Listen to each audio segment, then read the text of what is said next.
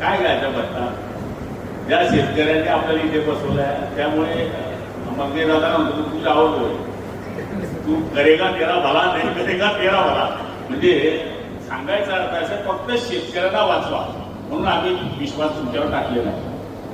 नाहीतर मग मागचे बरे होते अशी म्हणण्याची वेळ येऊ नये. हा बरा होता. इतकं जरी सरकार क्षेत्रामध्ये आपण काम केलं तर शेतकरी आपल्याला 100% आशीर्वाद देतात. आणि जेटी दादांनी हे एवढं मोठं उभं केलं. बाळासाहेब चौधरी त्या टायमात त्यांचे नेते होते. रमेश दादा त्या काळामध्ये आमदार होते. 3 वेळेस दादा तुम्ही दादा 3 वेळेस सभापती. हे असे भोळेभाळे लोक होते त्यावेळेस. मी बोळा मी भोळे होते. मी कशाला बोळाला तिथे नव्हत्या तिथे भाजपाने.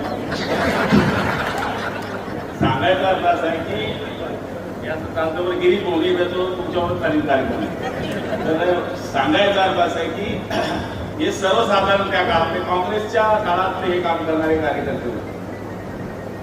आणि त्यावेळेस काँग्रेसच्या काळामध्ये जरी सहकारी संस्था होत्या तर या लोकांनी मोठ्या केल्या. विरोधाचा भाग सोडा. मुरलीधरांना काँग्रेसचे होते, बरोबर आहे.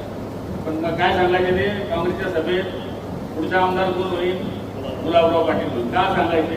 तर मी तर शिवसेनेचा होतो. हे लोक माणसं ओळखायचे आणि त्यांची बाजू ओळखून काम करायचे. माझी विनंती हीच आहे की आतापर्यंत खूप चांगलं चाललेलं आहे.